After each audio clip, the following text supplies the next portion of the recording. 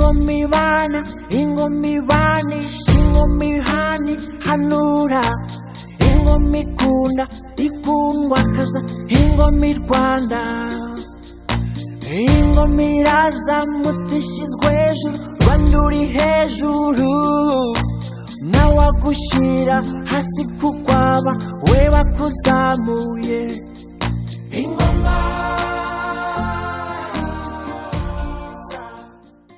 Muraho mwese shimwa gasa n'ishyerezo iteka ryose bana mu bihe byose. bene irage bene Imana, uyu munsi twongeye guhurira aha kandi iyo duhuye twunguka byinshi bituma duhamanya nuko turi umwe. Tumaze iminsi rero tuganira ku bugororoke, tugabwitegerereza mu birere bine: Imana ndi, ngewe kubaho, ibintu ndi n'abantu ndi. Twabonye ko ubugororoke busaba imivumba nk'amazi atemba, ubutaka bwakira byose, umuriro utanga urumuri n'umwuka uhuza byose. Twageze ndetse no ku rusengo, aho tugumamo gati ku ntebe ya shyerezo, aho ibare ryoherezwa ku isi mu butumwa n'inama z'ubugororoke riturutse. Uyu munsi dufite ubutumwa bwihariye, duhaye uruharo rero bene irage bene Imana bo ku Gicumbi kugira ngo batugezeho ubutumwa bw'uyu munsi. Munyemerere, nabonye umukuru yahageze, ngira ngo uyu munsi niwe tugiye guhita twakira maze atugezeho ubwo butumwa. Uruharo n'urwanyu bene irage bene Imana bo ku Gicumbi. Murakoze.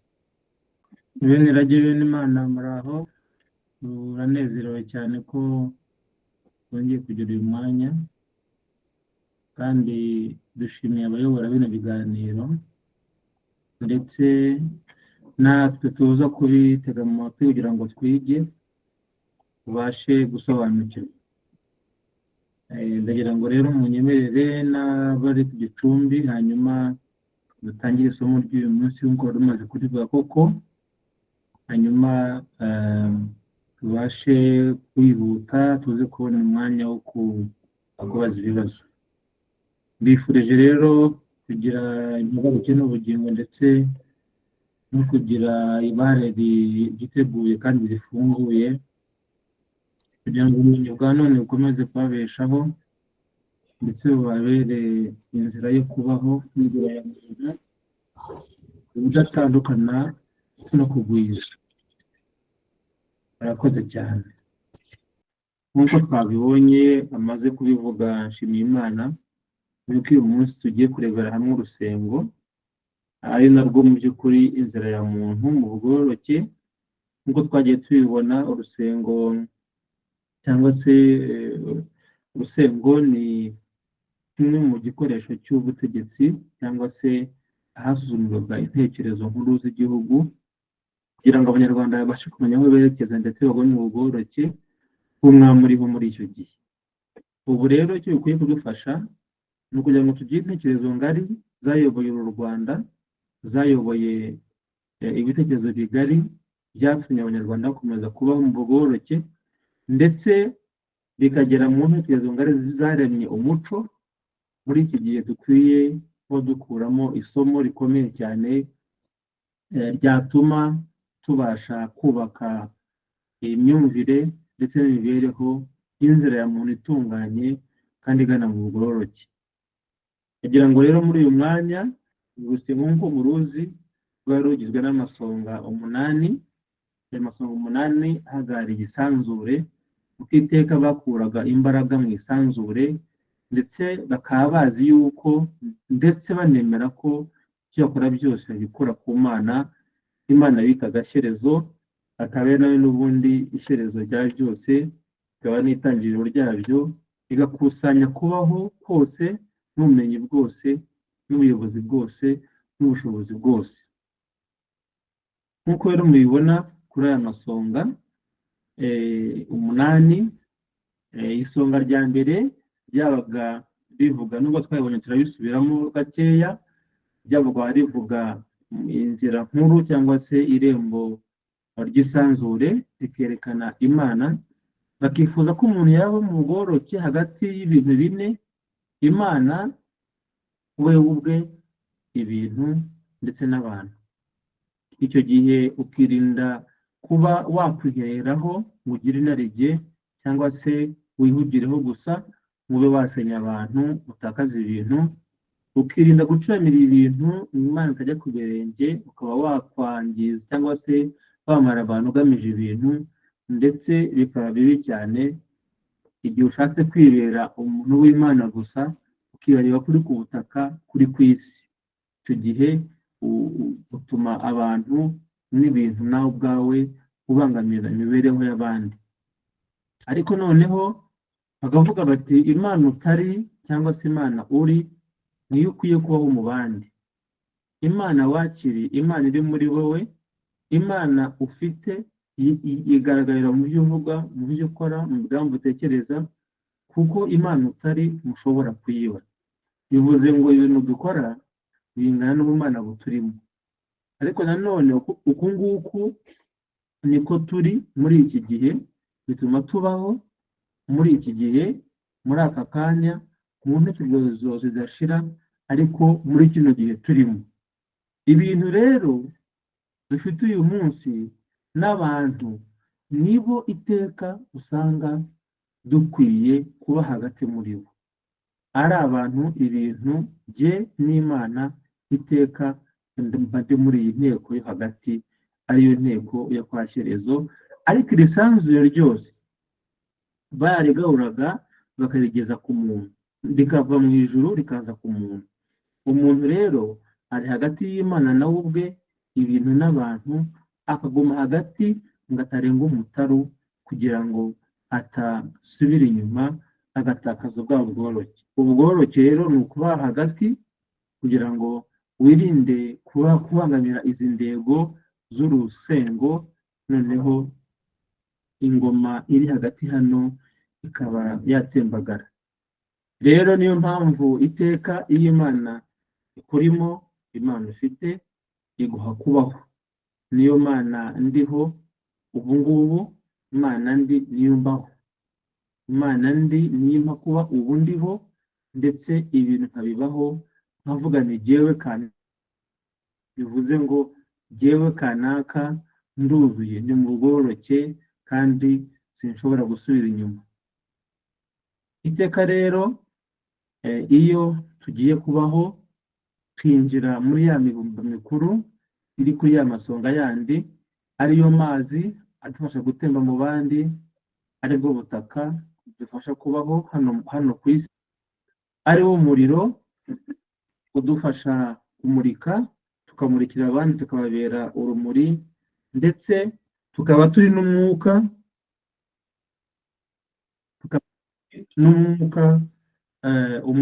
uwo mwuka rero akaba ariwo tubaho.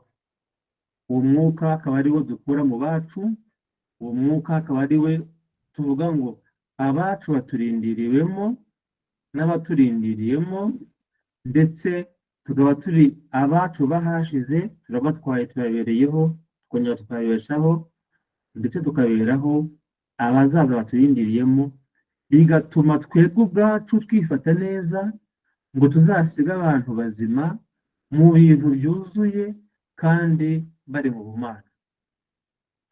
Bivuze ngo rero iyo umuntu ariho agomba gutunga cyangwa se gutonga umwuka wabe, ngo n'abe badahari n'abandi b'intwari, ndetse akaba azi neza yuko abitse umwuka w'abandi, ariyo mabare azazana ku isi cyangwa se abana.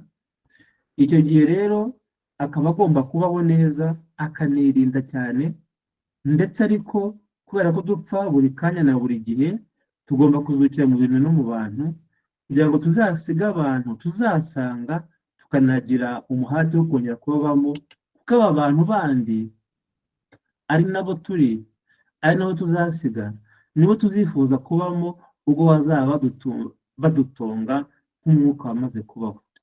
Bivuze ngo rero kubera ko basokuru baturimo, natwe abuzukuru bacu tuzabamo. Niyo mpamvu dukwiye kubaho neza, tugashaka ibintu bikaba bihari, n'abantu tukabarema, tukanabaremera ababagaragiye, kugira ngo igihe cyose tuzagire umuhate n'umunezero wo kuba mu bacu. Ubwo rero Imana uri nawe ubwawe n'ibintu n'abantu kubibamo hagati ni ukuba mu bugororeke bwuzuye, ariko ukanitwara neza, kubera yuko iteka ntabwo wavuga ngo njyewe n'Imana yanjye ndi na ba sekuru banjye bose n'abantu ndi n'ibintu ndi tugiye gukora ifuti iri n'iyi. Icyo gihe umunyarwanda ntabwo ntihavuga ngo reka ariko ibyo bintu si iby'u Rwanda, ibyo bintu ntabwo ari byo, ibyo bintu ntabwo bikwiye, kirazira kugira gutya. Bivuze ngo wowe n'Imana yawe nawe ubwawe n'ibintu byawe uri ari byo bavuga bati kwa kanaka aha n'aha, uriya muntu n'abantu bawe mukwiye kuba muri mu bugororoke kugira ngo mugire ubwangamugayo bukomeze kubaho. Twabonye rero hambere ko uyu muntu iyo agiye kubaho ibara rye rituruka kwa Shyerezo rikora urugendo rw'iminsi 21 rigaca mu za nyenyeri 40 ngo rigere kuri ya galaxy inkuru ari nayo rembo ry'isanzure, noneho kugira ngo ibone amabwiriza y'ibanze. Igihe rero amagalaxy abiri y'ibumoso n'iy'iburyo, ishinzwe ubumenyi y'ibumoso, ishinzwe ubuyobozi y'ibumoso, ishinzwe ubumenyi y'iburyo, ziba ziteguye kumwakira kugira ngo icya mbere iyo akiri umwuka agomba guhitamo uko azabaho ageze hano ku isi. Ubwo tugarutse noneho mu bijyanye n'isanzure n'ukuntu umuntu agera mu mubiri. Icyo gihe rero urwunge rw'inyenyeri arirwo rukuru, rumwe rugaragara hano ruriho umubare 1. Ubwo icyo gihe rwakira ni inzira y'umwuka mu by'ukuri ugiye kujya mu butumwa ariyo mabare, hanyuma rigahindura uwo mwuka intego ibaho. Igihe rero iyo tumaze kwinjira mu butumwa bwacu tugeze hariya, duhinduka intego iriho, tukemera kwinjira mu nzira y'amazi itugeza mu kubaho ubu ngubu. Ariko icyo gihe tubanza kunyura mu rwunge rw'inyenyeri rw'iburyo rushinzwe ubumenyi arirwo uru nguru, rukaba rufite mu biganza ibyanditse by'ubwenge, amasezerano y'ahazaza n'icyerekezo cy'impinduka cyose. Umuntu rero uwo mwuka, iyi galaxy cyangwa se mega galaxy cyangwa se urwunge rw'inyenyeri, rubanza kumubwira uko azabaho, agahitamo amasezerano y'ahazaza n'icyerekezo cy'impinduka agiye gushyira ku isi, agafata inshingano. Hanyuma iyo briefing hano yarangira, akakira briefing y'aha ngaha. Icyo gihe hano hirya mu buyobozi ahitamo uko azamera ndetse n'inzira. Uwo mwuka rero ukakira ibyo byose bimaze kuvugirwa muri galaxy cyangwa se mu rwunge rw'inyenyeri z'ubumenyi, hanyuma ukinjira mu rwunge rw'inyenyeri zijyanye n'ubuyobozi, rufite ubuyobozi mu nshingano urwo rwunge. Hanyuma rukaba rushinzwe gushyiraho abatwara abandi n'abo batwara, abatwara inyoni, inyamaswa n'imiyaga byose. Uwo mwuka ukereka ibiriho, ukakira uko wemeye. Iyo umaze kubyakira, utangira inzira ikomeye cyane yo kuzaza ku isi. Rero nagira ngo hano mubimenye ko umuntu anahitamo ahantu azavukira. Nta muntu n'umwe ubaho ku mpanuka, nta muntu n'umwe ubaho bitunguranye, kuko ibari riri kuri ino stage ya hano inamenya ngo ndahuza umuntu witwa kanaka n'uyu nguyu, nzavukana iyi karagiteri mbashe kuba kuri iyi si, mbashe kubaho muri ubu buryo. Icyo gihe rero aha ngaha muri uru rugendo niho rutoranyirizwa, noneho bakinjira mu nzira ikomeye yo kujya kurema ba bantu. nk'uko rero mubireba kuri buri songa hagiye hariho amagalagisi abiri, bivuze ngo birashushanya ba bakuru 24 ni amasonga 8 afite amagalagisi 3, bivuze ngo niyo twaba tugiye guca urubanza rukomeye cyane abenge n'abiru harimo n'umwami 24 bakaza no ku rusengo bagaca urubanza rw'ubworoke rw'umuntu bamwe yuko bamuciye bakaba bamucishije urusengo. Ibi rero biravuga iriya mivumba yindi 24 dufite mu Kinyarwanda ariko irimo nk'amajwi igaragara mu nyandiko za zururi cyangwa se za kera z'amabara. Tuzabireba bizayisomo ikurikiyeho nabishyize kugira ngo mubashe kumenya impamvu ibi byose ari 24. Hanyuma rero umuntu agatangira ava kuri ya galagisi cyangwa se rya sanzure uko bigaragara imbere. Iri sanzure cyangwa se iyi galagisi ya mbere ari nayo iranga kuva hariya akinjira mu mazi cyangwa se akinjira mu nzira zimuganisha kubaho. Umuntu ujya kubaho cyangwa se umugabo n'umugore icyo gihe arabatoranya ndetse akabahuza. Rero buriya ntihakajye umuntu uvuga ati nagize gutya navutse ntya sinzi dataramama bahuriye ahantu muri bar bahita babyara umwana. Ntabwo aricyo buriya iteka umwana, nta mwana n'umwe uvuka akagera ku butaka ku mpanuka. Niyo mpamvu umwana wabashe kugaragara gutwita akagaragara iteka akarenza iminsi 21 akarenza mu gihe akava mu gihe cy'amazi akinjira mu gihe cy'amazi agana muri ubu ariho hano. Icyo gihe uwo mwana aba agomba kubaho.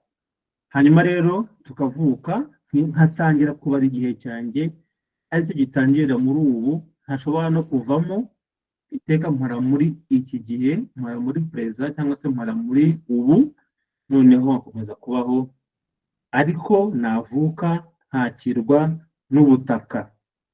Ubu butaka bunyakiriye iteka nagomba kuzabubaho ariko mu gice cya mbere mbanza kubishwaho n'abandi, ariko namara gukura hagomba kugira uruhare mu gushyiraho no kurema no kuzukira mu bintu kugira ngo abandi bazaza nyuma bazasange nararinze isi, harinda ibyayo, harinda ibimera, inyamaswa, nkanayiturira ibihari, nkayisiga ari nziza kurusha uko nayisanze. Icyakora nkazirikana yuko ngomba kugwiza urumuri. Mu gihe rero ndi kuri ubu butaka ngomba kugwiza urumuri, habaho igihe cyo kwiga kuri iyi ndego, nkasobanukirwa n'ikindi gihe turimo, nkamenya, nkakurikira, nkasobanukirwa n'inzira cyangwa se n'impamvu ndi kuri ubu butaka, hanyuma nkabona kumurikira abantu ndetse hagati y'abantu n'ibintu iteka ugomba kuba ufite urwo rumuri. Mu gihe rero ba bantu umaze kubamurikira iteka, ba bantu usanga mfite abahashize n'abahazaza, ugomba gukomeza kuguma ku Mana, gukomeza gutunga ku Mana no gutunga ku ntwari kugeza igihe muri kino gice, ni igihe cyose mba nkiri hano kuri ubu butaka mu mubiri bisanzwe, ariko igihe kigeze ugomba gusubira kwa Shyerezo. Noneho nta kintu undi mubiri hakomeza muri generasiyo y'ubutaha, kubera ko icyo rero nicyo bita icyo mubona hano twabanjije kuri rimwe bavanga agatsima ka mbere, agatsima ka munani, agatsima ka mbere ni hano, akabiri ngaka, agatatu ngaka, akane ngaka, agatanu ngaka, agatandatu ngaka, akarindwi ngaka. Baravuga ngo ni agatsima ka munani muzamenya iranga ry'ubudapfa. Hanyuma rero agatsima ka munani niko kane.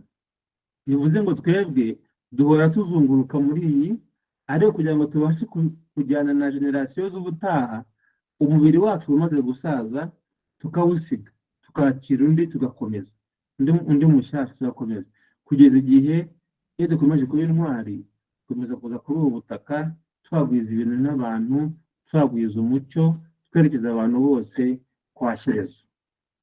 Maze rero turagira ngo muri kino gice mubona hano hagati y'abantu na hano mu mwuka 7 tuhabemo intwari, tuhabemo abagabo, tuhabemo mu by'ukuri abantu bajyana cyangwa se berekeza abantu mu bugororoke. Muri icyo gihe rero aka ni ko bita agatsima ka 8 turi ahangaha, noneho tugakomeza kwakira umubiri mushya dusubiye kwa Shyerezo. Bivuze iki?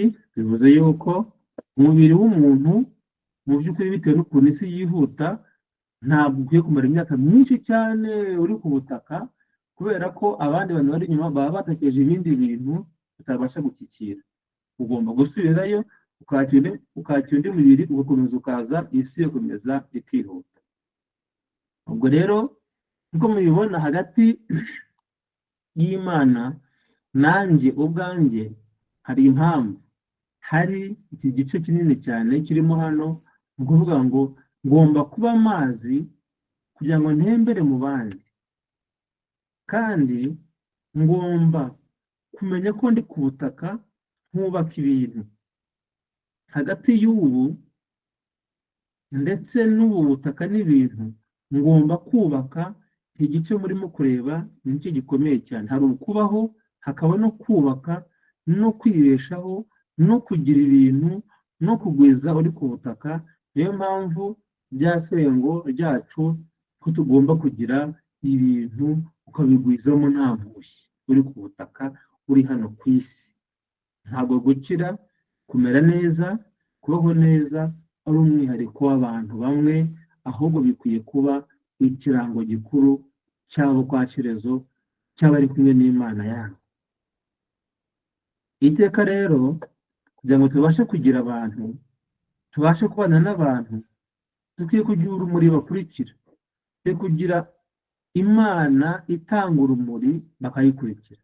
Kandi abantu ni ibintu, iyo ucuramiye ibintu ngo umare abantu nabyo birangira ubibuze.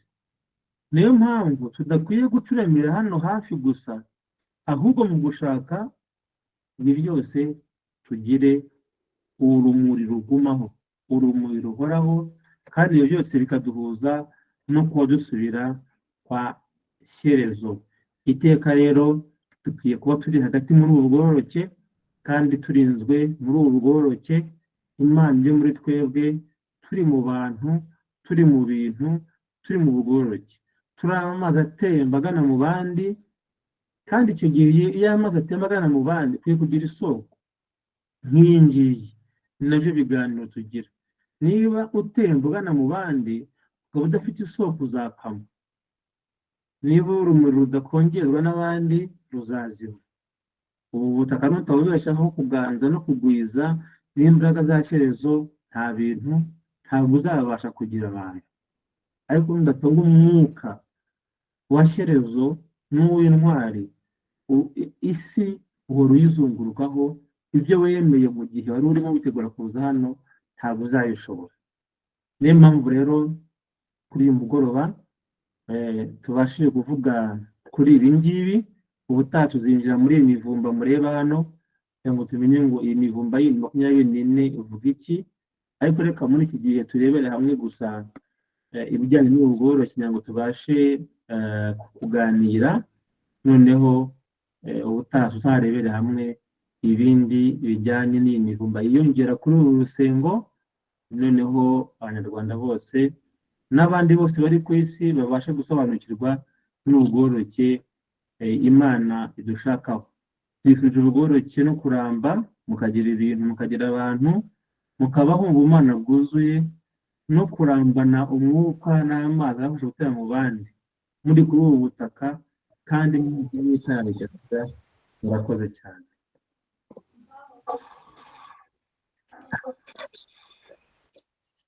Arakoze cyane umukuru. Munyemerere tumushimire ku nyigisho atugejejeho uyu munsi, inkeka isobanutse.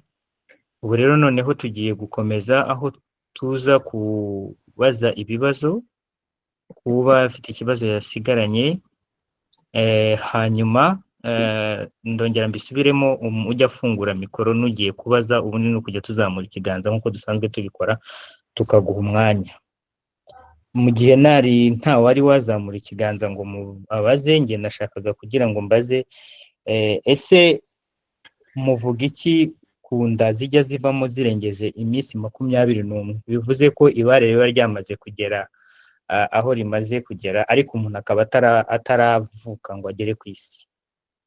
Murakoze. Icyo ngicyo ngira ngo biri mu mategeko agenga ibihugu bitandukanye bijyana n'amategeko ahari. Rero icyo twavuze ni uko nta muntu urengeje iminsi 21 wavuye mu nzira z'amazi agana mu nzira zo kubaho gutakaza ubuzima. Ibijyanye n'amategeko ariho n'izindi bihugu mpuzamahanga n'ibihugu murimo bitandukanye byo ubwo bifite uko bibigena ariko mu buryo bw'ibare uwo muntu aba ariho kandi akwiye gukomeza kuba kugira ngo ageze ku isi umucyo ayizaniye. Murakoze. Murakoze cyane. Munyabugingo wawe ufunze mikoro kuko ngira ngo ntabwo wari wagize ko sino biraza kuzana amajwi.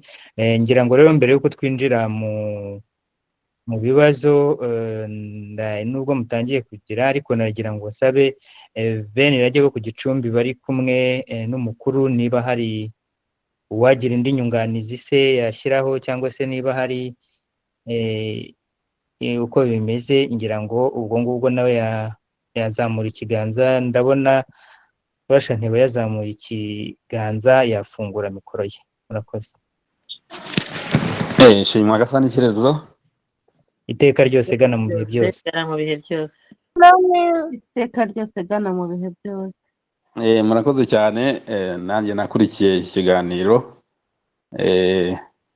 Mpamya ko kidakeneye inyunganizi nyinshi nta n'izo twebwe dufite kuko kirasobanutse rwose. Nkabashimira umukuru wa bene irage ko aduhaye ikiganiro cyiza kandi nkaba nasabaga ko mbere hajemo parapara ariko yongeye aratangira muzaba ari cyo musigarana ku buryo kiba kiriho igihe cyose ku buryo washaka yakongera akajya yisubiramo.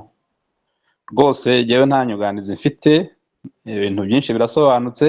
Yewe avuze n'ubutaha ko tuzakomereza kuri bariya bagabo bandi 24 barimo hagati. Uwashaka rero ibibazo no gusubiza yewe ndumva ahubwo yajya asubizamo iki kiganiro gihereye kuri kiriya gipande cya kabiri, kiriya gice cya kabiri yatangiriyeho. Igice cya mbere hajemo parapara nasabaga ko muza kukireba uko mugikora. Murakoze cyane. Murakoze cyane.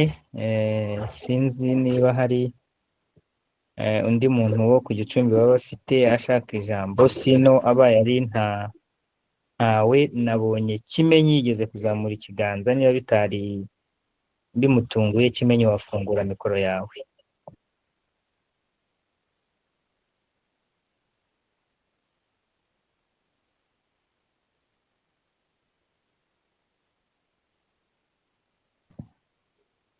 Kimenyi wafungura mikoro yawe.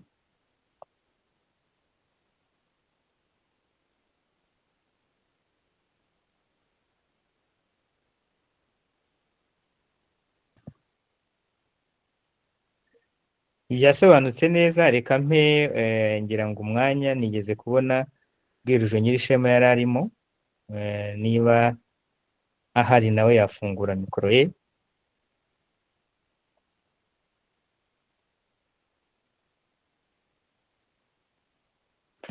Ndabona Pasiteri wafungura mikoro yawe. Murakoze nshimira Imana kumva ijambo. Nshimira umukuru ikiganiro cyiza duhaye.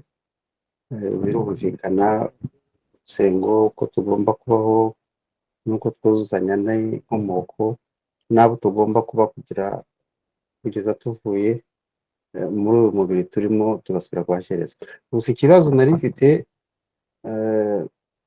yatubwiye ko nta muntu uvuka par accident. Okay.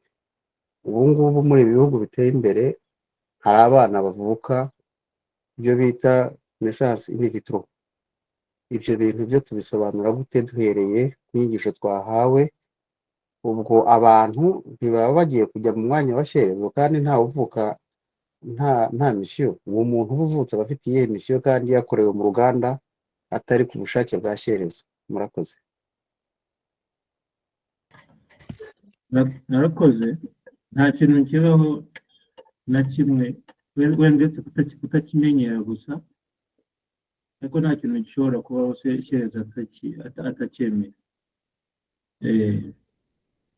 Ari bariya bashyira muri biriya byuma, iyo byabayeho iteka tubivunyishije tuvuga ariko kubera iki ibintu bibayeho. Iyo shyerezo atubwiye ati mubureke bikomeze, ntimugire ngo biba biri aho, tuba tuzabyumva tugarutse amaherezo, kuko kugira ngo ubwo bwenge nk'uko mwabonye iriya nyenyeri itanga ubumenyi iteka iba ifite ubwo buryo bwinshi cyane bwo kubaza umuntu cyangwa se umwuka ko azagera ku isi. Nta muntu n'umwe kuri ubu butaka icyo uzabona cyabayeho, ikintu dukora ni ukwirinda yuko kiyobya inzira cyangwa se kikayobya misiyo y'umuntu. Iteka rero kubera ko turi muri generasiyo yihuta, twebwe tujyana n'ibyo dufite uyu munsi, ariko tukarinda ko tuyoba inzira. Umuntu rero navuka atyo akatubera mwiza, agakomeza misiyo igaragaza ko ari mu bworoke, nta handi hantu hari igipimo. Umunsi abavutse muri ubwo buryo bazagaragaza ko igipimo cyabo kigana wenda ku kwikunda hafi ya bose, ni ukuyimurikira shyerezo. Nubwo reka abantu badoye banyuze mu byuma turabona ko bagoye isi, ariko nta gishobora kubaho no gutoranywa n'umuntu ku giti cye atabigizemo uruhare. Iyo nzira rero buriya kugira ngo ahuze umuntu data na mama, mba nabanje kubamenya nkabareba kandi nkabitegereza. Rero iyo abantu bakoze ikoranabuhanga nk'iryo hakavuka umuntu, ashobora guhitamo ko azavukira muri iryo koranabuhanga, ariko iyo uwo muntu abayeho koko agahagarara akaba umuntu ukora akazi akamara imyaka agatanga serivisi, akaba umuntu nyamuntu, utari umuntu udafite ikimutuye, kuko nabo barahari batagira amabare, badafite ikibatuye, babeshejweho no kugira ngo batuvome iteka. Niyo mpamvu dukwiye kumenya neza umubare munini w'abatugose n'abatwegereye ngo tubashe kuganza tudafite impushyi muri twebwe. Rero ibijyanye na tekinoloji n'ibindi, twebwe dukomeza inzira y'ubworoke no kuramba, kandi tukabasha kubaho dusubiza mu ibanze buri kimwe cyose cyangwa se mu buriza bwabyo. Ahubwo ningira amahirwe wari ubajije ikibazo, niba uri mu mahanga uzamfashe guhura n'umuntu wavutse utyo niba ari mukuru tuganire. Murakoze cyane. Murakoze cyane ku gisubizo mumpaye. Abana barahari, ubwo nanjye nzashakisha, ngiye mu gihugu cy'Umubiligi, barahari bavukira mu bihugu bituranye, barerwa mu miryango bavutse muri ubwo buryo. Ngo nanjye ngira uwo mbona mukuru nzamwegera numva ibye, azaba abaye amakuru meza azadufasha kugira ngo tumenye ubwo buryo umuntu wavutseho n'icyo azamarira isi dutuyeho. Murakoze cyane. Hari umuntu nabajije ubushize, ni mukuru nk'ubu ari imyaka 70, hatangira kuza ibyuma birera abana bavutse badashyitse. Hari umwana uvuka amezi 7 akamara amezi 2 muri kuveze, bayikora nk'aho ari placenta y'umugore. Yajyambwiye ko biza abantu bari bagiye gutoroka kuko bavuga yuko ari iminsi ngo ya nyuma igeze, ariko aho bamaze kubyagurira bibaye tekinoloji iteye imbere, nanone bizamo bitanga andi makuru abantu bavuga bati ibintu mureba hano ntabwo ari ibintu bizima, ariko aho tumaze kubimenyerera nta n'ukibimenya, nta umenya ko byabaye. Niyo mpamvu rero dukwiye gukurikira buri kimwe, ariko tunafite mu by'ukuri tudafite bias, tubikurikiye tubizi, tubimenye, tukanabyinjiramo, tukabisobanukirwa, kugira ngo bitadutesha inzira y'ubugororoke. Mu by'ukuri dukwiye kubaho dufite amakuru, dufite ubumenyi nk'uko babuduhaye igihe twari mu rwunge rw'inyenyeri rutanga ubumenyi iteka no kubaho kose. Rero kubera ko Pasiteri Kazungu uri mu Bubiligi, dukurikiranire tugire ubumenyi kuri ibyo, tumenye n'abo bantu tubaganirize. Rero numara ko abantu uzambwire nzasimbuka nzi. Urakoze. murakoze ndabigira umukoro.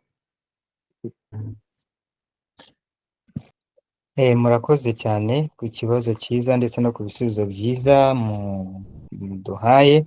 Reka duhe umwanya Karire wafungura mikoro yawe. Ego murakoze. Ahanini no gushima uyu mugoroba ikigwa tukoze ku isengo n'ikigwa kiza cyane, ikigwa kinsubije kwibuka vision nigeze kugira kera, hama numva no ibapartaja. Hari igihe jewe duha twiga ibintu ngaha nkumva ibyo bintu bintwaye bice bindambaya kuyerekwa cyangwa ibyo nigeze kugira. Iki kintu rero nakibonye hari muri 2012 cyangwa 2013, aho numva numvise bijanye n'ibi, numva no bapartage no kubyaje. Umuntu araza arampamagara arambira ngo Stella nisa ngo ndakwereke, ndavyuka mbona turagiye dushitse kwishura mwana wanje yiga kuri Ecole Belge, hari abantu benshi abirabura abazungu, maze mbona abantu babiri beza cyane b'abajene, umukobwa n'umuhungu beza cyane gose bari ngaho mugabo, ariko bo nta bana bari bafise. Noneho wa muntu arambira ngo urabona hajya abantu, ntego ndababona ngo bajya rero ngo n'umugore n'umugabo, ngo ariko ntibashaka kuzovyara mu buryo naturel, mu buryo busanzwe, ngo bashaka kuzovyara ngo abana baciye mu mashini. Ndabironko nyene mu ndotwo nyene ndatangara, ngo ariko wa muntu asigura arabandanya ngo ariko ngo abo bana bameze uko ngo Imana ntibemera. Numva ndatangara, Imana ntibemera.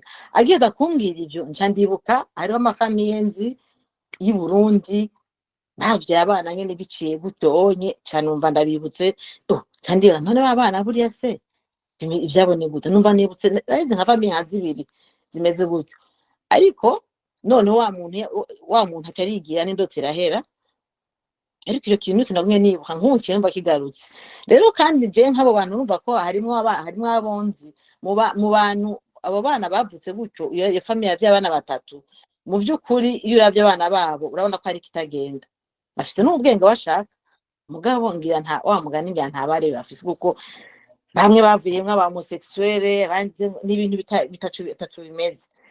Rero jewe twize ibintu bikomeye, tumenye ko abana nibo baducagura, ahubwo so tubacagura. Urumva umwana aravuga ati ndashaka kuzovukira kuri kanaka bakamenya uburyo baduhuza, bahura mu buryo bwiza, bahura mu buryo burumva nta kwiye kuva mu buryo navutse ngo muri ubu buryo ngo mama amfashe ku nguvu, oya, bwari ubwo buryo nyene. None ko abana aribo baduhitamwo kugira ngo tubavyare, urumva bagaca muri yanze twabonye y'amazi y'ibishugwa kaza. Ivyo nivyo wa mugani Shereze niko yabigize mu buryo kamerano bw'Imana niko bimeze. Ariko rero ncanumva wa mugani nsuye kwibuka iyo nagize, numva nsuye kwiyumvira cyane ku bantu nk'abo. Turafise hano ku isi, turafise benshi badafise amabare, turafise wa mugani kandi n'abavuze mu buryo busanzwe bw'umugore n'umugabo barahari usanga badafise amabare naho nyene. Sinzi Imana ngo niyo ntibemera, niko nabyumvise, ariko Imana niyo yo guca urubanza n'izimwe nizo bigenza. Murakoze cyane kwa pakaje ibyo bintu. Murakoze. Ariko dukwiye kumenya twebwe twavutse neza se turi mu bugororoke, kuko nicyo gikomeye. twe twavutse neza twavukira ku babyeyi bombi, twebwe tumeze gute? Twahisemo iki? Twahisemo kuba bandi, twahisemo kuko mishoni yacu twe turayizi. Tuzi icyo twaje kumara ku isi, ariko si abantu boretse isi nabo b'ibyuma, cyangwa harimo n'abandi bavutse nkatwe. Rero mureke abavuka mu byuma bavuga rwose mubyihorera, ahubwo tuvuge ngo twebwe mishoni twahawe tuza ku isi hano turimo turayikora, turi mu bugororoke kuko ni twebwe dufite uwo mucyo, dufite iryo rage rero mwebwe turigeze kuri bene rage nabo barimo, noneho ahubwo tubaganze, tubahe ubwo bugororoke, tubatere kwemerwa, tubatere kubaho, tubatere kumenya ko umuntu yazanywe ku isi no kwirinda no kuyibeshaho mu buryo azayisiga imeze neza, akayisigira abantu, akayisigira imyuka isobanutse, akayisigira kubaho. Nubwo twaba bake bayagana gutya, isi yahinduka. Rero ahubwo tubimenye kare, twirebe twebwe tuvuka neza, niba ariko kwiza muri iki gihe, noneho tuvuge ngo ariko kuki tutagira uruhare bwo guhindura natwe isi? Ubu se natwe tugira ubwoba bw'abantu bavukiye mu byuma, turi mu muhamagaro wa Shyerezo, twarahisemo ibyo ngibyo. Inyenyeri ngo zijya zitureba tukavuga ngo ariko ngo abantu bavugana na Shyerezo, umwuka wabo uri muri Shyerezo ntibamubaze, bakabaho gutya gusa uko bukeye. Rero nagira ngo tudahusha intego, tudahusha icyo Shyerezo yatumye ku isi, tudahusha tukareba gusa ibihari, tukibagirwa yuko ari twebwe pfundo ryo kongera kumurikira isi. Mureke dukomeze urumuri, dukomeze iyo fumba, dukomeze kubaho, dukomeze ayo mazi tubatemberemo, n'abo ngabo hazavuka n'abandi mu bundi buryo ko tekinoloji igenda iza, ariko twebwe abatumwe na Shyerezo tuzakomeza kurinda isezerano no kurinda irage kugeza igihe isi yose igiriye urumuri. Murakoze. Murakoze cyane Karire n'umukuru ku bisobanuro muduhaye. Reka duhe umwanya Rwirujo Nyirishema afungure mikoro ye.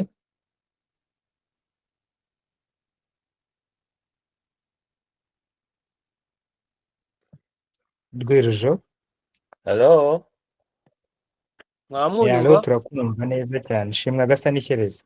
Iteka ryose gana mu bihe byose. Uruharo n'urwawe turakumva. Murakoze rero biragewe n'Imana mukurikiye iki kiganiro, munampaye mushyize mu ruharo ngo ngire icyo mvuga. By'umwihariko nshimira mukuru wa Gasani wadutangirije iki cyigisho gikomeye cyane, ariko atari gukomera mu kutumvikana, ahubwo ari umukuba ingenzi cyane ko nicyo kitwinjiza mu murongo.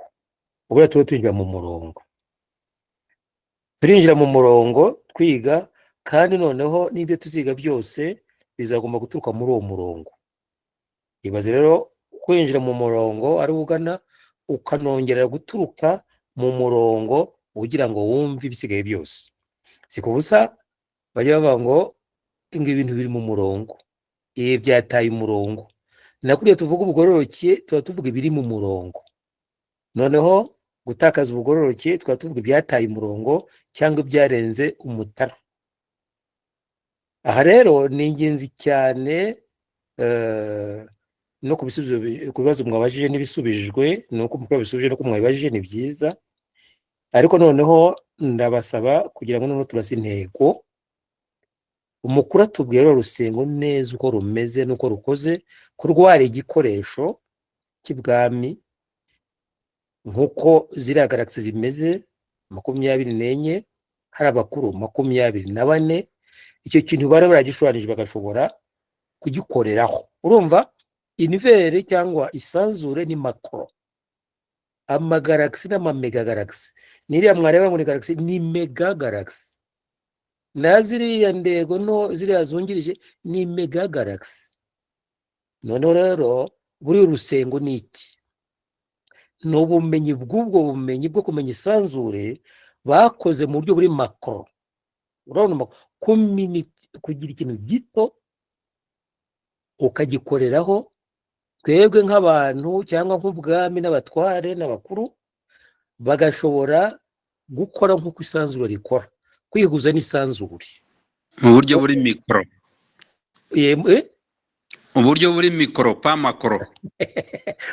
buri mikoro, kuva muri makro upointa kuri mikoro. Noneho rero ni ukuvuga ngo ni ukumenya iryo sanzure, kubaho mu buryo bw'iryo sanzure ukoresheje uburyo buri mikoro. No kuba makro, iyo baye makro ni ikisanzure, iyo aba ari mikoro ni icyo bashushanya. Maze rero uriya bumenyi nibwo byose bushingiyeho, nibwo butwinjiza mu murongo. Munibuke twiga kubara twaza mweri tune n'utundwi n'inda, nda ari 9, 10 mwumve neza niyo twise iki umurongo. Uba uvuye muri nda winjiye hehe? Wera musangura winjiye mu rundi mu ruziga, kugira ngo n'abakoze imibare yitwiga isanzwe 0 bayise uruziga, bagize n'uruziga.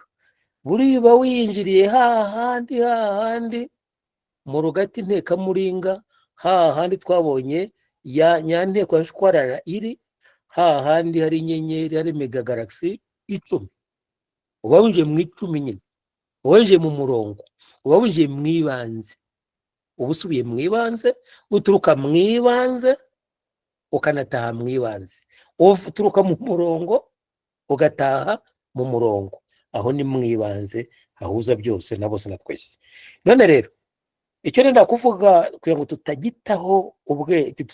tudataho umurongo ubwawo, nuko isanzure ryose mu bwami bw'u Rwanda icyo bwatwigishaga muri buri bwa mikoro bashoboye kurepresentamo, ni ukwerekana ko abari mu Rwanda bose turi isanzure. Ejo twari tuvuga iby'umwaka muri izo muri zose za megagalagisi, umuntu wese uri mu Rwanda iryo bare riza rigomba kunyura muri ziriya nzira 8 z'urusengo. Ku ya 8 bikitwa gatsima ka 8, buriyo kariye niyo twavuga ko ubaye umwaka muri, niwo wamuganura umwaka muri za muri zose ya megagalagisi ubaye zo, ugomba kuba utangiye kumurika no kumurikirwa, wakira isanzure ryose ya megagalagisi ziri muri wowe nawe ukemeta. Ariko aho n'ahandi bibera, uko ni ugufungwa kwa DNA yacu iyo yongeje guhuzwa n'umurongo, iyo yasubiye mu murongo nk'uko yaturutse mu murongo. Maze rero ikigomba kumvikanwaho bikomeye cyane, nayo ni byose bizashingira muri iyo nzira ya muntu ituruka mu ibanze no mu murongo, ikazenguruka ikomeza ikazenguruka muri bwa buzima twabonye, ibyo tugomba kuba mugororokemo kugeza ugeze kuri etape ya nyuma y'agatsima ka 8. Urwo rusengo ndabamenyesha ko ari bwo ubuzima abanyarwanda babagaho mu gihe cyose. Ariyo mpamvu twabonye iby'inkanda ya Gasani yamanuka na Kibogo, twabonye ko batangaga izina kera ko bakoraga inkanda, kuri inkanda hariho urwo rusengo. Noneho bakagira n'abavuga ngo izina ni iryo muntu, bajya kwita umuntu izina, bakari propose abantu benshi akazaza umuntu mukuru ngo izina ni iryo muntu. Ubwo ni rya zina tima rigomba kunyuzwa ku rusengo, misiyo y'umuntu yizwa ku rusengo, izina rikaba iryo muntu. Maze rero iryo zina muntu, iryo zina twese turi, ni ry'ugeze bwa bumenyi bwakuzanye ku isi, kuko twanabonye ko ubanza guhabwa inama briefing z'uburyo bw'ubuyobozi n'ubumenyi, nikikuzanye ukafata izina mission rizaba izina tima, ukaba ugomba kubaho muri izo nzira zinyuze ku munani, ari byo no mu Rwanda rwose twabagaho. Nagiye bivuga turya uburyano, baduha ndetse mu munani uri ku rutaro, kugira ngo urutaro rufite isano n'umutaro kutawurenga. Noneho rero rya zina tima rya rindi nza muri mission nazanye, nkanyura muri ziriya ndego zose ndabiriya bemeshwa shingiro kuko tubivuga, nkongera ngasubirayo ndi mu murongo.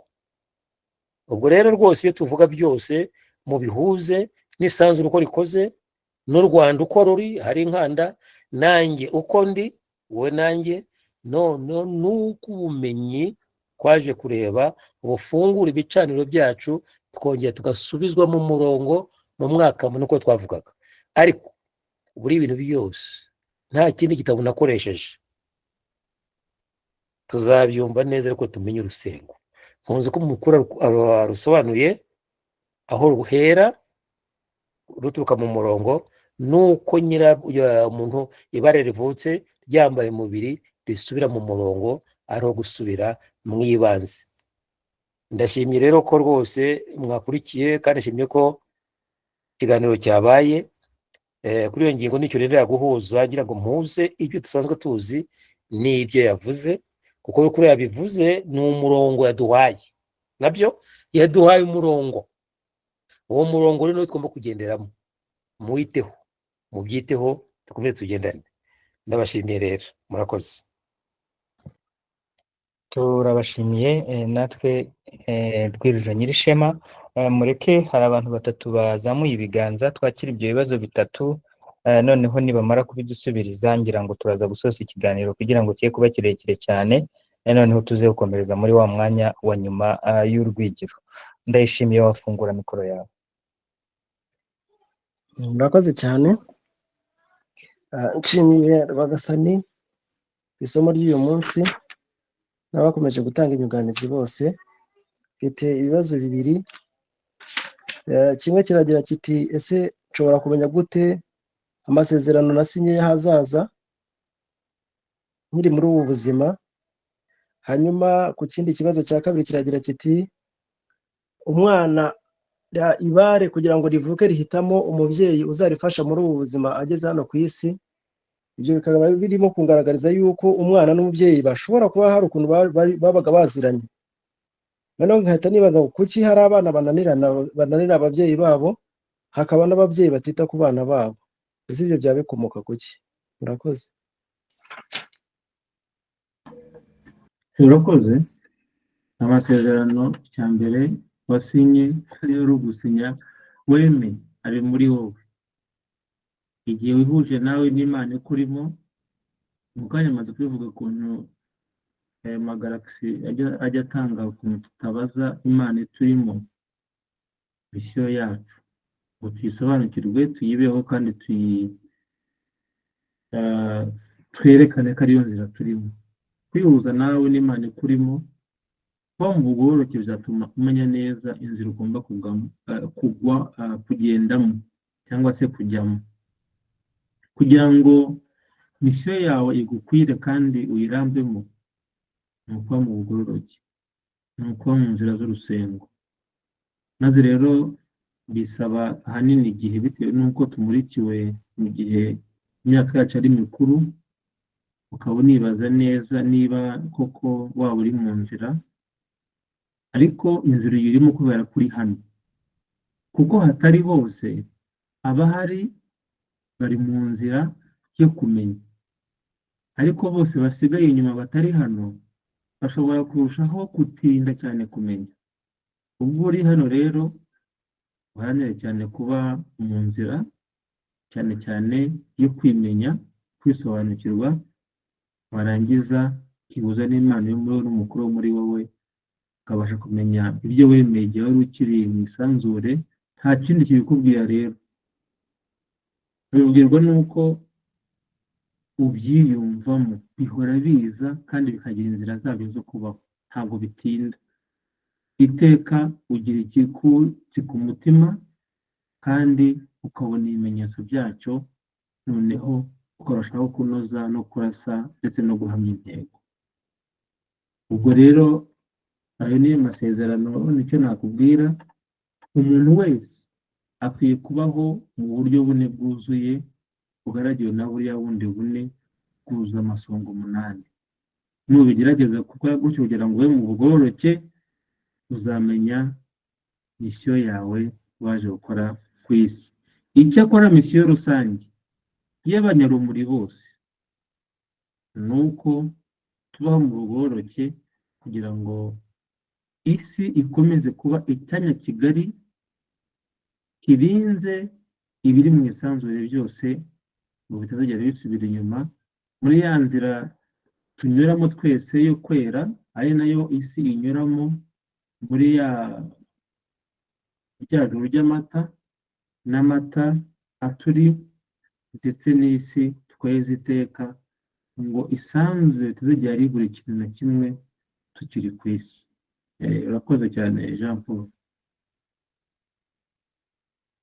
hasigayemo kimwe Kindi nabivuze nti umwana ibare rigiye kuvuka rihitamo umubyeyi uzaribyara akamufasha kubaho muri buno buzima bwo ku isi. Nabivuze nti biragaragara yuko abo bantu uko ari babiri baba baziranye mbere yuko bagera kuri iyi si. Rero nkahita nibaza kuki noneho iyo bigeze kuri iyi si ubona abana bananiye ababyeyi babo, ukabona n'ababyeyi batita ku nshingano zabo kuri ba bana, kandi bigaragara yuko iyo bahoze bari barumvikanye. umwana unanira umubyeyi, nta n'umubyeyi wunga umwana, hatakara intego z'ubugororoke. Izo baramutse bazikemuye bakomeza kubaho mu bwumvikane bagiranye mbere. Umubyeyi rero ubundi mu by'ukuri nta mubyeyi ku isi, bitewe n'ukuntu umwana n'umubyeyi bafitanye ipfundo rikomeye. Nta mwana wakwanga umubyeyi, nta n'umubyeyi wananira umwana, ahubwo ubworoke bubuze ku mwana bubabaza umubyeyi, ubworoke bubuze ku mubyeyi bubabaza umwana, ubworoke bubuze kuri bombi butanya bombi. Ahubwo intego yacu muri iki gihe ni ukongera guhuza imiryango no kwigisha ubugoroke bw'imiryango, kugira ngo abana n'ababyeyi bakomeze misiyo bagiranye igihe umwana yari akiri mu isanzure. Rero niyo mpamvu hari intego ikomeye dufite yo kongera kwigisha imiryango mu Rwanda ndetse n'ahandi. Ariko ubundi urwango rw'umubyeyi n'umwana ubundi byerekana aho tugeze, kuko ubundi ntabwo rushoboka. Yaba ari kunanirana, yaba ari umubyeyi yananira umwana cyangwa se umwana akananira umubyeyi, ubundi ntabwo ibyo bintu bishoboka. Ukurikije gukunda umwana afitanye n'umubyeyi, habaho gutakaza ubworoke bw'umwe muri bo cyangwa bwa bombi butuma tubona dutyo icyo kibazo. Tuzabikemuza iki? Tuzabikemuza kongera kugarura irage ry'abantu muri bo, kugira ngo bahitemo inzira yo kubaho bagororotse, barushaho kuba mu rukundo rutari ukwikunda, ahubwo ruri kumurikira abandi no kubatenderamo, tukabasubiza mu nzira z'ubugororoke butuma babaho ubuzima bwiza kandi burambye. Murakoze. Murakoze cyane. Reka murakoze cyane ku bibazo byiza ndetse n'ibisubizo tugejejeho. Reka dusabe Gahigi nawe afungure mikoro ye ko nawe yari yazamuye ikiganza.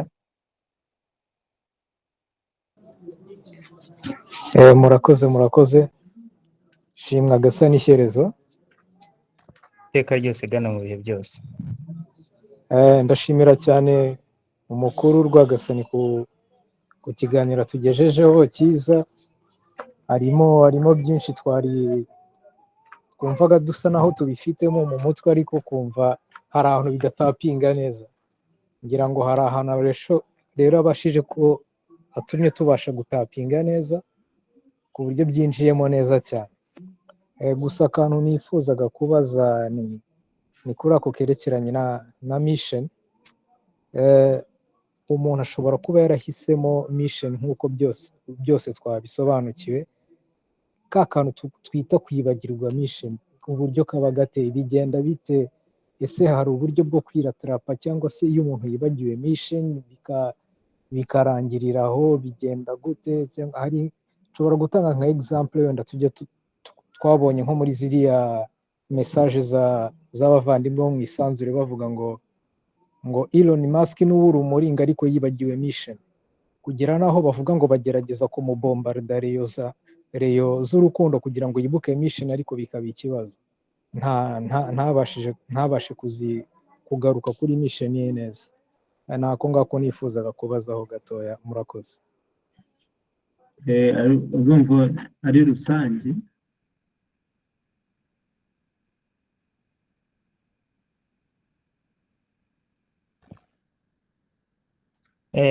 Rwagasani sinzi niba murimo kuvuga ariko ntabwo turimo kubumva. Sinzi niba nanjye munyumva, ariko kuva Gahigi amaze kubaza ikibazo mutangiye musa nk'abasubiza ariko ntitwongera kumva.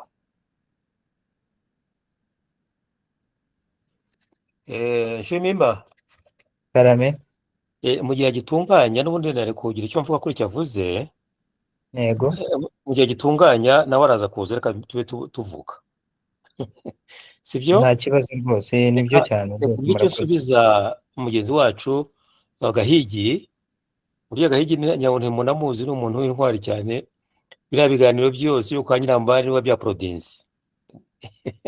Nubwo atari hano mu Rwanda, ndamwashimiye. Noneho rero twakomeje kubivuga kenshi, uko bivugwa ntabwo ugiye kuza wibagirwa ibyabaje ubundi. Ni nk'uko reka tuvuge dutya, higiye hariho urugamba tuvuge wenda rw'inkotanyi, abantu barujyamo wenda bavuye mu Rwanda.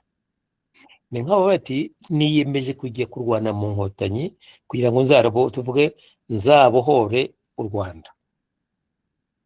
Noneho ukabwira uti ariko biragusaba ko wibagirwa iwanyu, ibyo waryaga, ibyo wagira gute, noneho ugenda urwane. Kurwana kugeza uzarwana, noneho ibindi nuzagaruka mu Rwanda, ubumenyi wari ufite ubwo wakuye ku rugamba buzongerwa kubwo wahoranye igihe utaragenda. Ubundi iyi misiyo yo kuza kuri Nusi, nubwo tubana tuvuka n'ibintu bikomeye, amabare menshi ntiyemererwa, wabonye na exam anyuramo. Bari bashaka kuza bakayahagarika, hakaba ni nko kujya kwa kaviza, ubu kaviza y'Amerika, bakaba n'abayibona bakaza hano ku isi. Noneho kuko uba ufite ikizana umuntu kuvukira kuri Nusi, nta kindi ni ukuza gushaka ubumenyi butuma akura mu ibare, kwenda uko agera kuri vibration yo hejuru isanzure rimuhuza nayo. Ni ukuvuga ngo kugera kuri vibration y'urukundo, ko tuza kwiga urukundo, ukasanga ubushize hari aho utabigezeho, ukagenda usubira mu ibanze butari reka ajye kwikosora. Ingorane zibaho rero iteka ni ibintu bimwe bindi, ni ukuzindara. Ushobora kugenda ukazindara mu gikingi cy'umwami Imana nk'ubakerezo, ukazindara rwose. Nibyo tugiye tuvuga, ukamera nk'abantu bajyaga i Bugande bakibera indaya, abagabo burya indaya zabaga ari abagabo. Kujya i Bugande wagiye guhaha, ugira icyo uzazana mu muryango, ugarutse ukagenda ukiberayo ukibagirana, hari n'abasigaga abageni. Ni ukuvuga ngo umuntu wose uboneka hano ku isi, ni nayo mahirwe dufite yuko isanzure natwe ubwacu twagiye dutunga uko dushobora kumva ibintu nk'ibi, bitwibutsa ko twaje muri misiyo hano ku isi. Iyo ugize amahirwe rero ukemera, abo hari abandi bumva ibyo bakumva n'uzandi bakabona n'akanya mfite abandi banabigeho, ukemera noneho ukagororokera bwa bumenyi, ukagenda ukura muri rwa rukundo.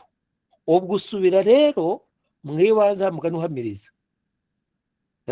uhasubira uhamiriza, kuko icyakuzanye ku isi niba ari ku mutagara wa 7 ukagera ugeze ku wa 9,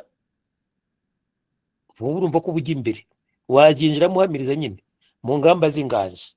Maze rero kondisiyo imwe ni uko wibagirwa uko wahoze uhagaze, ukazaza ahangaha noneho ukagomba gukurikira ibyo ku isi, kuko muri conscience yawe muri subconscient hari ibintu biba bihari, ahubwo uwo uri we mu isanzure wasigayeyo ari kuri ya ntebe, ubwo nta alignment yawe kuri ya ntebe nyine yo mu ibare ryawe, iyo wongeye kuba aligned kwihuza n'uwo uri we mu isanzure, ubwo nibwo utangira gukura.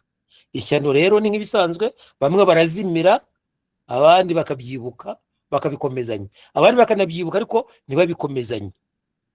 Ibyo ni ibisanzwe rero, ni ukuzimira, ni ukuzindana mu gikingi cyangwa se ntuzindane, ni urugamba nk'urundi rwose. Niba aricyo navuga, ariho tuba twaravuze na kera, ariko nta gihe muri ibyo ngibyo n'ibyo. Nyirishema urakoze. Nifuzaga kugira ikintu nababwira. Reka dutekereze ibintu bisanzwe bitari kwibaza ibintu tudafitiye uburyo bwo gukora mu gihe turi ku isi. Urugero, niba batubwiye bati yewe ga muntu ukwiye kuba udafite inarijye, ukwiye kuba utirebaho gusa, ukwiye kuba utembera mu bandi ubakunda, ukwiye kuba ugira ibyo urema ukiri ku isi, ukwiye kuba ufite ubumana bugaragarira abandi, ibyo uvuga, ibyo ukora, uko ugenda, ukwiye kuba umurikira abandi mu byo uvuga, mu byo ukora, babibonamo ko wuzuye ubumana, wuzuye ubugororoke, cyangwa se wuzuye gukora kugamije kuganza no kugira neza. Ukwiye kuba uriho womatanye n'Imana yagutumye. Icyo ni cyo gitekerezo cya mbere ukwiye kwibaza igihe uri ku butaka. Icyo gihe kubera ko turi umwuka, tugomba icya mbere gusubira kwa n'ubundi ntitwavuyeyo, ahubwo turi twebwe bari hano tukiri muri ya nteko muringa n'ubundi, ariko irisanzwe ryose ry'urusengo riturimo. Reka dutangire twibaze ibyoroshye, iby'abantu bari ku butaka, kugira ngo tubashe kubaho mu buryo bushoboka, buzwi. Niba bavuze ngo ko dupfa buri munsi, tuzukira mu bintu no mu bantu, ko dukwiye kumurikira abantu. Ibibazo jyewe nitegaga n'uvuga ngo se ndabamurikirane, ndimenya nte ko naba ntari mu bugororoke, ndimenya nte ko naba ndi hano, ese nakora iki ngo mbashe gutunga umwuka w'intwari z'abasogokuru, z'abadata bakoze ubutwari n'abasogokuruza? Narema gute igisekuru cy'ubutwari mpereye none nihereyeho, kugira ngo ningaruka ndemo umwuzukuru nzabamo w'intwari? Nabigira nte nihereyeho nonaha? Nakora iki kugira ngo umwuzukuru wanjye azabe giye ugarutse, ngaruke muri wa mubiri w'igitangaza naremye kandi nabashije kubeshaho igihe nari nkiriho? Ibyo ni byo bintu by'abantu Shereza hera akavuga ati aba bantu bakeneye kujya mbere. Uko niko rero duhishurirwa noneho ya misiyo, kubera ko ufite inyota yo kubaho ubeshaho misiyo ya Shereza. Nicyo nagira ngo nongereho. Reka twibaze iby'abantu, ibijyanye no kubaho bya none ubu turiho, kuko twibaza ibindi bintu turarangiza nta gisubizo kinini gifatika dufite. Ubu ngubu twebwe ubwacu turi kuri iyi ko twirebe, mureke kureba abandi bantu, twisuzume, twimenye, twisobanukirwe ko bavuze ngo tuguye mu bugororoke. Turimo turabura iki? Individual person, buri muntu ku giti cye ariho ate? Ubanyeho ute n'ibintu byawe? Ubanyeho ute n'abawe? Ubanyeho ute n'abana? Ubanyeho ute n'umugore cyangwa se n'umugabo? Ubanyeho ute n'umuryango? Ubagororokera ute sosiyete? Bakubonamo ubumana cyangwa bakubona nk'umuburagasani ugenda uri aho gusa utembera? Ibyo bintu nibyo dukwiye kwibaza. Noneho uko turangiza twisubiza, bizatuma isanzwe rifungukira twebwe maze tumurike umucyo, iyi si yose izamenya ko hari abantu badasanzwe. Murakoze. Murakoze cyane Rwagasani kongera kutugarura mu murongo neza, biri buze kudufasha kwisobanukirwa cyangwa se no kumenya ubugororoke bwa nyabwo ubwo ari bwo. Kuri lisiti y'abantu nari mfite hari uwari wazamuye ikiganza nabonye witwa SDH, yafungura mikoro ye.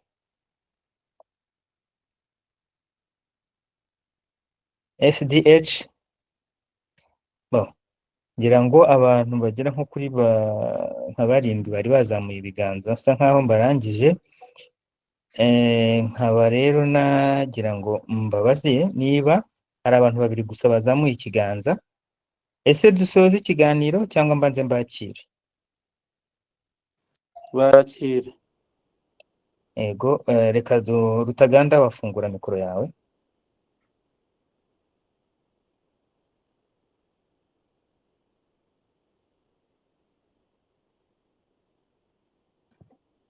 Rutaganda ntabwo turimo kukumva, sinzi.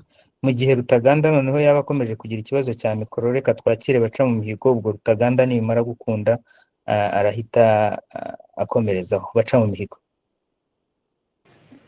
Amahoro bene Imana bene irage, ndabashuhuje.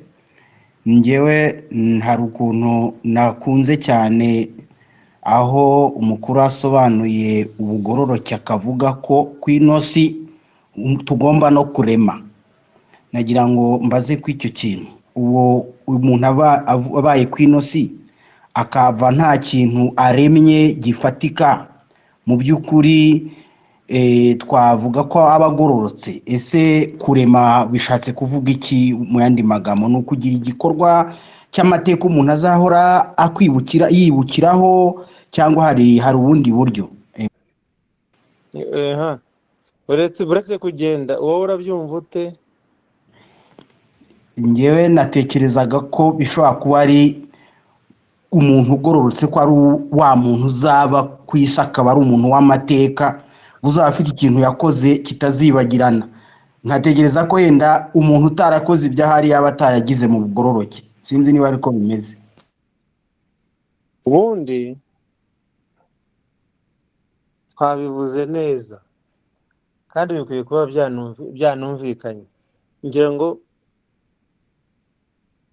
urabona ibintu bibera ku isi byinshi bitandukanye, abantu barakora bakagera ku bintu, isi yuzuye, ari mu mahanga mpuzamahanga ukuntu yubatse. Ibyo bintu byose ni ibyakerezo, bikwiye kuba iby'abantu bakerezo n'ubundi. Noneho kuba umuntu wakerezo ukwiye kubirinda no kubikuza no gutuma biramba, yaba ari we utabigaragaramo, ubundi nta bworoshye burimo.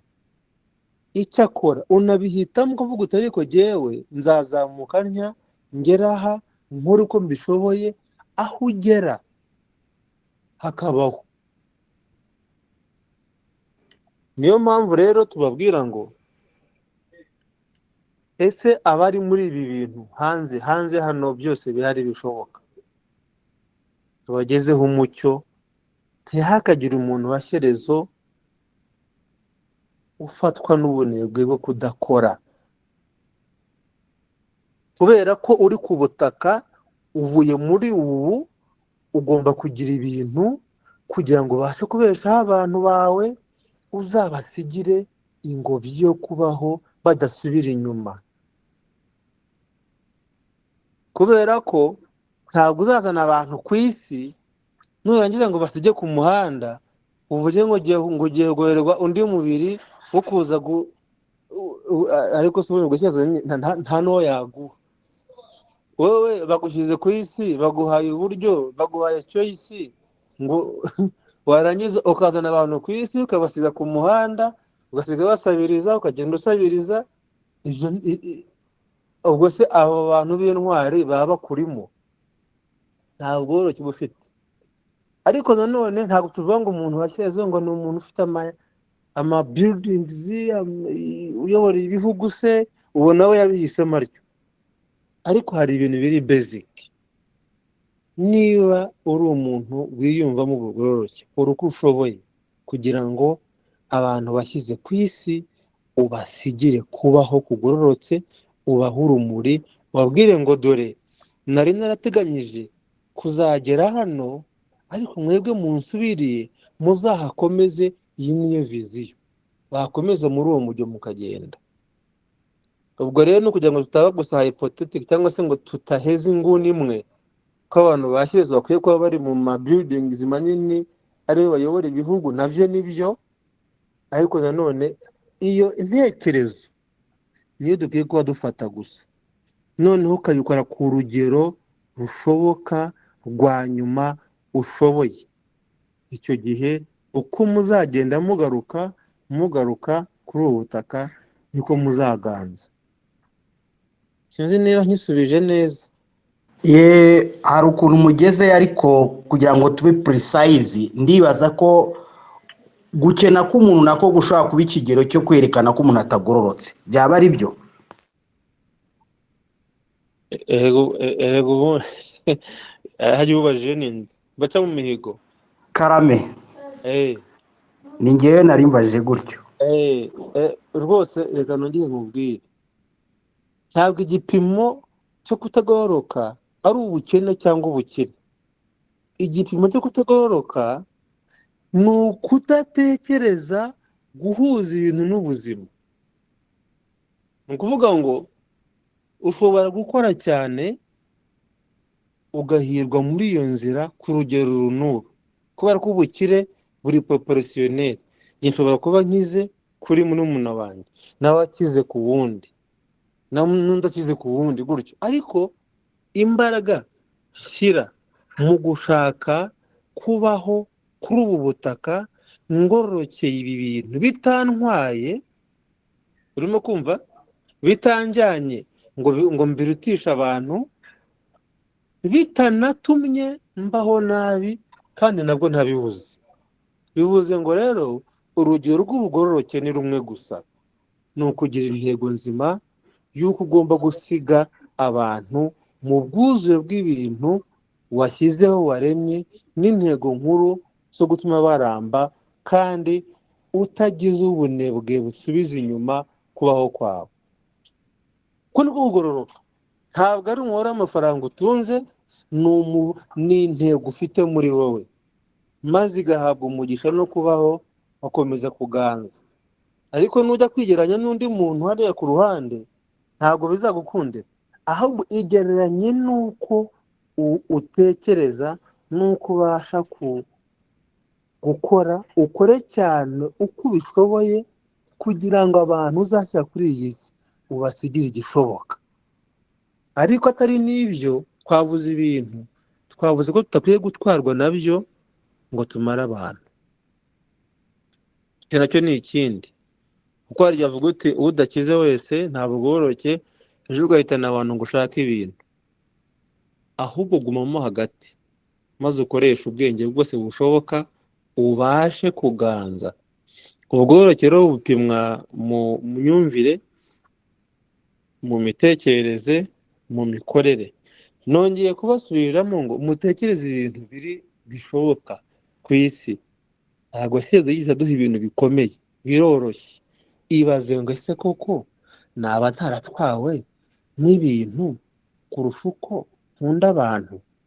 Ese koko ndi umucyo, ndi urumuri ruri mu bantu, sibyo? Icyo gihe rero iyo urumuri ruri mu bantu ibintu nabyo biraza. Rero rwose ntabwo ari ibintu biri magic cyangwa se kugereranya ubukene n'ubukire, umubare w'amafaranga cyangwa se umubare w'ibyo utunze, ahubwo umubare w'ibituruka mu byo utekereza n'agaciro kabyo bishobora gutuma ubasha kubaho kandi ukaba ugororotse neza cyane. Sibyo baca mu mihigo? Yego nibyo, murakoze, birumvikanye. Murakoze cyane. Hari abandi bahari ubwo, umuntu witwa Eugene na Willy sinzi abari bo. hari abantu nka batatu basigaye, nabonye uri SDH na Rutaganda na Taramirwa. Rutaganda we yanditse message avuga yuko yagize ikibazo cya mikoro, noneho ikibazo cye aracyandika, kiragira ngo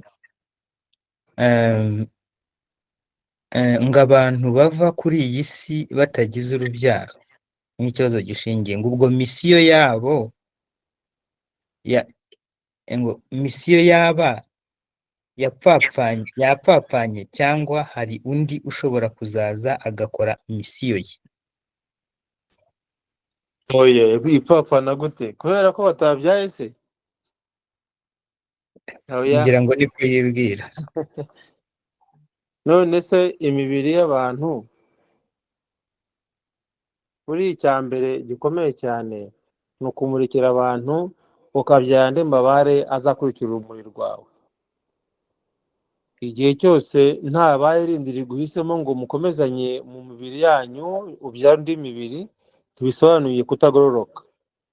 Kugororoka ni uko umuntu kubyara ni ugutoranywa n'abandi bashobora kuvuka ngo bashe kubaho. Ahubwo ubwo bworoshye urimo wabyaye amabara angahe umurikiye kugira ngo uhindure isi uyisigire urumuri kurusha uko wayisanze. Misiyo ntabwo yitwa no kutabyara, misiyo ntabwo yitwa no kutagira umwana, kubera ko ushobora kurema andi mabare uyamurikiye ukabasha kugarura benshi cyane atari muri rwa rumuri. Ayo rero y'abakurindiwemo ashobora gukora hagarura benshi cyane, misiyo igumaho. Ntabwo misiyo yasubizwa inyuma no kutabyara. Murakoze cyane, ndizera ko rwose Rutaganda mumugereyeyo. Reka twakire SDH, nubwo atari yigeze kumvikana ariko nigeze kubona yongera kuzamura ikiganza, noneho yagerageza agafungura mikoro ye. Mwiriwe neza, muraho Benirage Benimana, ni Hakizimana Rwatsibo basuhuza. Muraho murakomeye. Kaza iri adresse nta kibazo. Nagira ngo nanjye nshimire cyane mukuru Rwagasani ku kiganiro cyiza cyane kimeze nka fondasiyo ikomeye atugejejeho. Ubwo yari arimo kugitanga avuye ku Mana, ndi akagenda atwereka ubundi ibintu abantu akongera agafunga uruziga, wabonaga hari dusa nk'aho ibyo twize byose birangiye.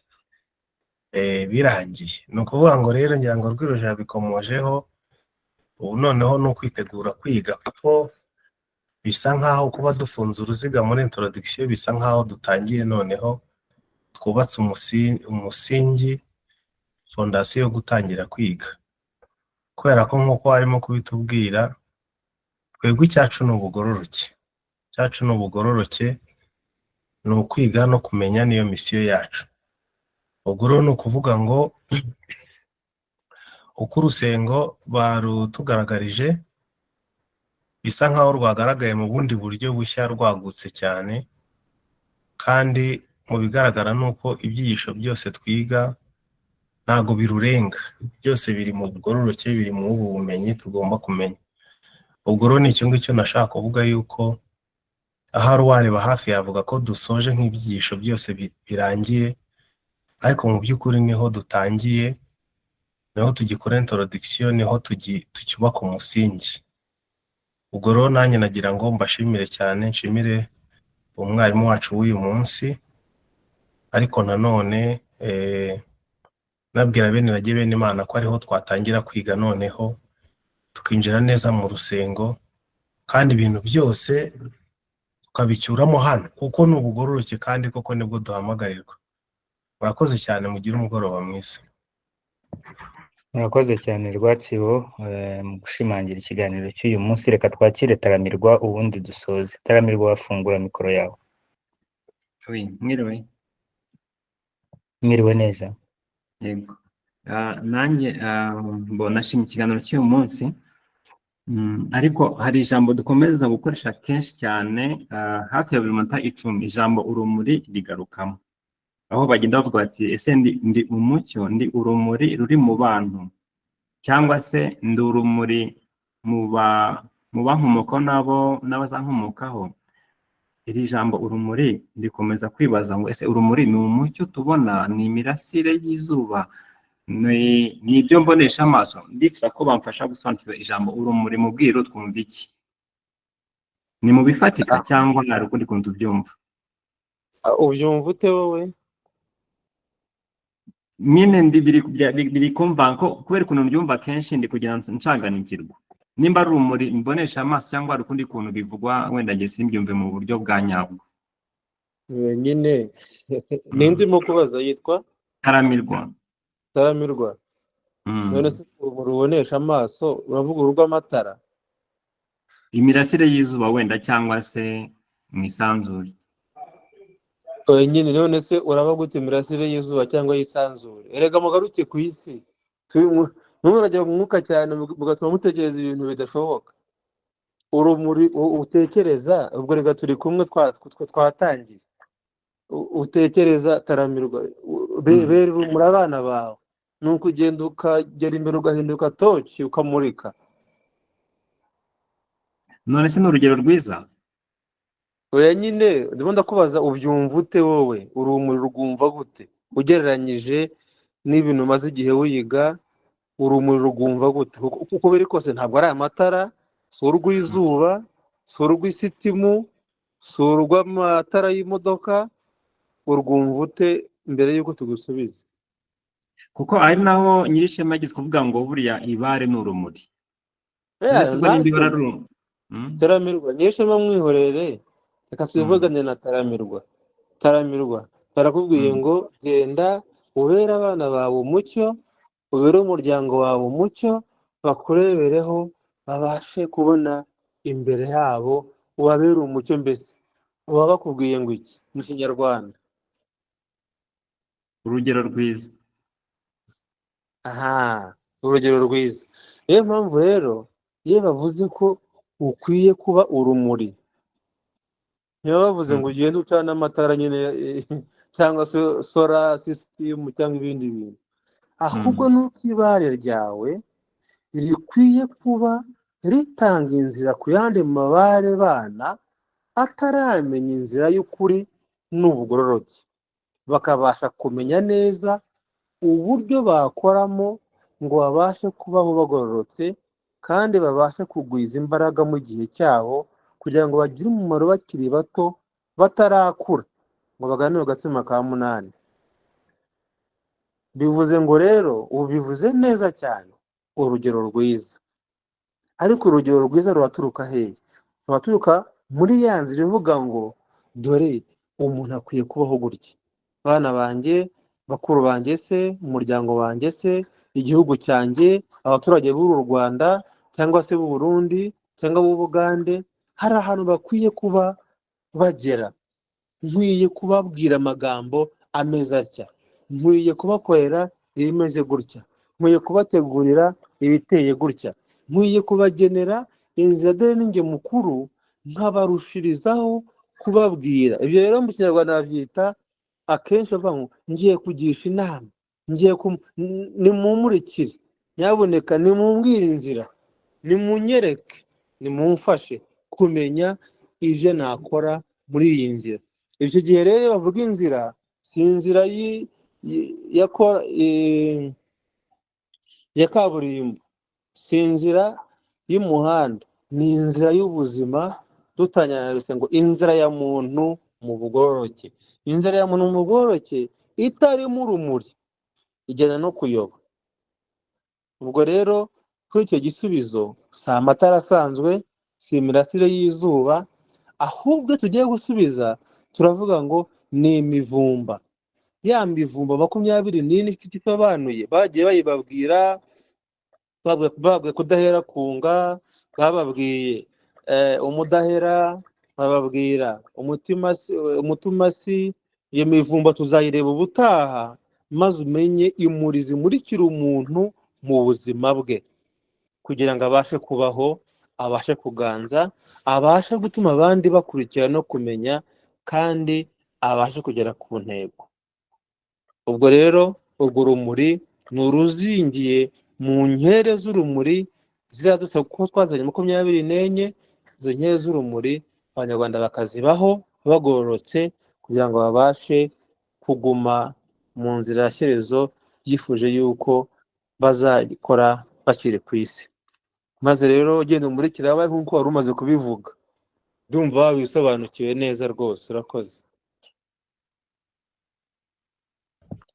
Murakoze cyane, ngira ngo taramirwa bamugereyo. Rero rwose tutarasoza ikiganiro, Rwagasani munyemerere mbasirekere uyu mwanya turimo turangiza mbere yuko dusoza dukuraho amajwi kugira ngo dukomereze mu cyiciro cya nyuma y'ikiganiro. Rwagasani. Murakoze cyane. Uyu munsi twagize ikiganiro gifunguye niko bacyita, kugira ngo tuganire bihagije.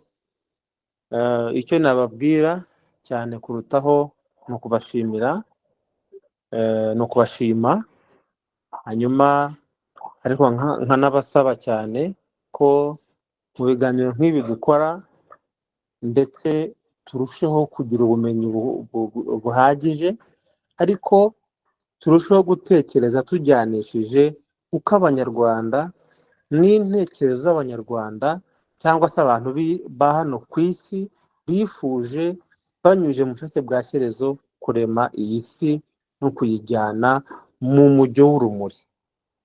Nibwire ko iyo abantu batekereza ibikorwa cyangwa se ubutumwa twahawe na shyerezo bakunze kujya mu gice cyane cyo hejuru cy'ubumana, ariko dukwiye kuba turi muri twebwe, kuko byose biri muri twebwe kandi tukaba turi ku isi. Dukwiye kubanza kwigarukamo tukihigamo ibisubizo bikaduha kugera ku kigero cyiza cyo kubana n'Imana n'abantu, ndetse turi mu bintu kuri iyi si, tumurikiye abantu, tubatemberamo kandi duhuje umwuka w'abacu, abaturimo n'abaturindiriwemo, ndetse n'igihe no mu gihe kizaza. Bityo rero ni twebwe rumuri rw'ibihugu byacu. Nta gihugu na kimwe kitazabona umucyo, kandi ibanga rya shyerezo tuzayigeza ku bandi. Uko mungana gutya mwebwe igicaniro cyo kubaho no kurinda irage shyerezo yatanze ngo tubashe kugarura isi itarazima. Tuyibere urumuri, tuyihe kubaho, tuyihe imbaraga mbeshaho, tuyihe kwirindwa no gukomera. Ibyiza byose tubasabiye ntibikigere bibura mu maso yanyu. Amaboko yanyu rero akomeze kuganza no guhirwa, kandi aho mukandagira hajye habahanye iteka, kuganza imibiri mizima, ibitekerezo bizima, no kumeza kubaho bikomeze kuba kuri twebwe, kuko ari twebwe rumuri n'itungukiro ryarwo. Ntituzazime tutamuritse, kugira ngo abacu n'abadukurikira bose bazasange iyi si twarayigize nziza cyane kurusha uko twasanze imeze. Mugire guhirwa rero, amaboko yanyu agira imigisha, ibyumviro byanyu bikomeze kubaho, kandi mumurike mukomeza kuganza, muri mu bugororoke, mutunze mutunganiwe. Abanyu ntibagasubira inyuma, ntibagasubizwa inyuma kuva ubu ngubu kugeza n'igihe kizaza, ndetse na nyuma ubwo tuzongera tukagaruka, tuzongere tubaneho turi mu mucyo ibihe bidashira. Murakoze. Iteka Gasani Nkuba Shyerezo, iteka Gasani Nkuba Shyerezo, iteka Gasani Nkuba Shyerezo. Ingoma ibana, ingoma ibanisha, ingoma ihani hanura, ingoma ikunda ikundwakaza, ingoma irwanda, ingoma irazamutse ishyizwe hejuru, Rwanda uri hejuru, nawe agushyira hasi kukwaba we bakuzamuye.